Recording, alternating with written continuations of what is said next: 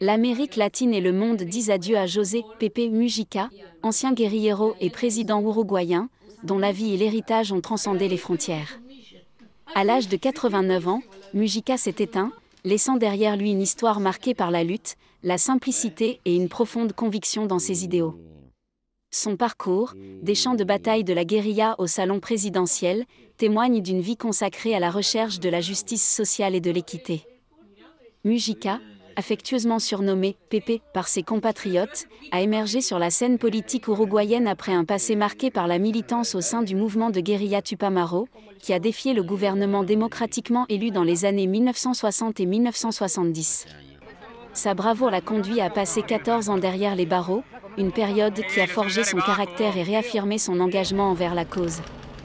Après sa libération, il a réintégré la vie publique, occupant des rôles clés tels que ministre de l'Agriculture et sénateur, avant d'accéder à la présidence en 2010. Pendant son mandat, Mujica a mené l'Uruguay sur une voie progressiste, en impulsant des réformes qui ont marqué une étape importante en Amérique latine. Sous sa direction, le pays a légalisé le mariage homosexuel, l'avortement en début de grossesse et la vente de marijuana, des mesures qui ont défié les normes conservatrices de la région et du monde. Son approche libérale en matière de droit civil a consolidé son image de leader visionnaire et audacieux. Malgré sa position de président, Mujica a choisi de maintenir un style de vie austère et simple. Il a refusé la résidence présidentielle, préférant vivre dans sa modeste maison de campagne à la périphérie de Montevideo, où il cultivait des fleurs et des légumes. Il était courant de le voir conduire sa vieille Volkswagen Beetle, déjeuner dans des restaurants populaires et porter des vêtements informels, défiant les protocoles et les attentes traditionnelles d'un chef d'État.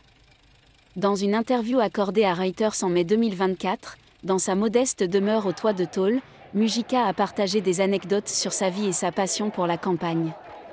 Il a rappelé avec affection sa vieille Beetle, qu'il conservait encore en conditions phénoménales, mais a avoué qu'il préférait conduire son tracteur, où il trouvait le temps de penser et de réfléchir.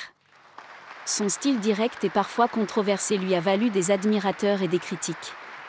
Ses déclarations sans filtre et sa tendance à rompre avec le protocole ont suscité des débats et des controverses, mais ont également consolidé son image de leader authentique et proche du peuple.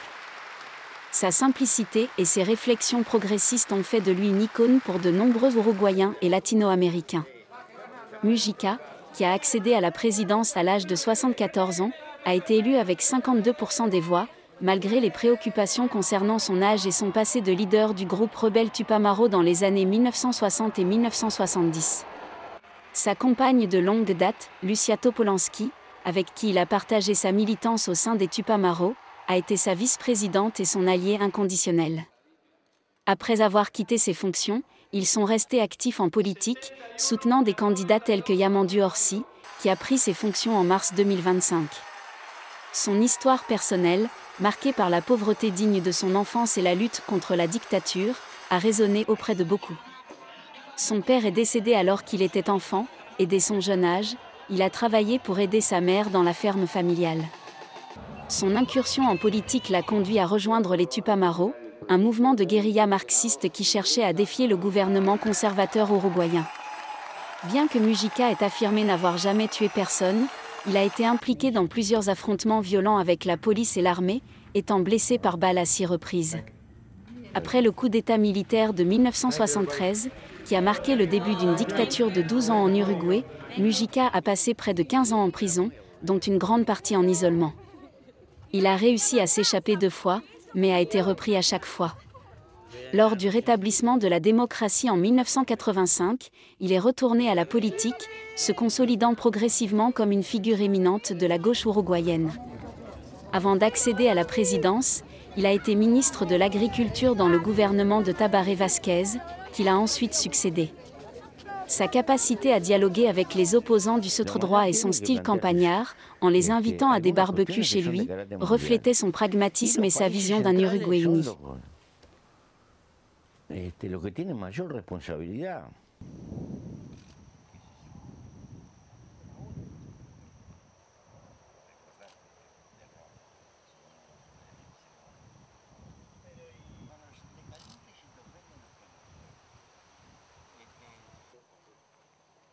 Ahí hay uno, el otro está ahí.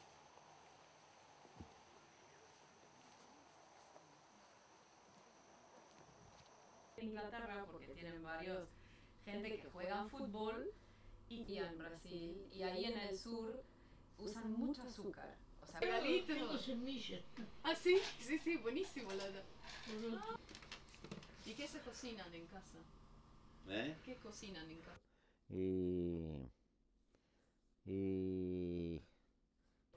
¿Esto? Sí. Sí. Es un regalo de los saharauis No, el pulpo es lo que vienen del desierto. Sí. Yo lo probé hace poquito el corned beef. Pero el corned beef, antes de que apareciera en la heladera, en la refrigeradora.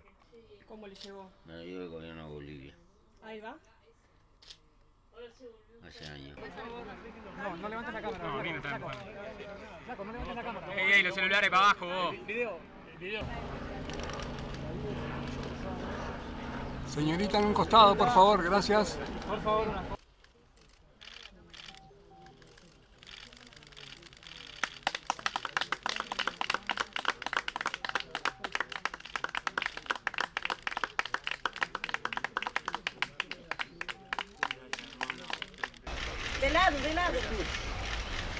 Avec la disparition de José Pepe Mujica, l'Amérique latine perd un leader singulier, un homme qui a transcendé son passé pour devenir un phare de progressisme et de simplicité dans un monde souvent marqué par l'ostentation et la polarisation.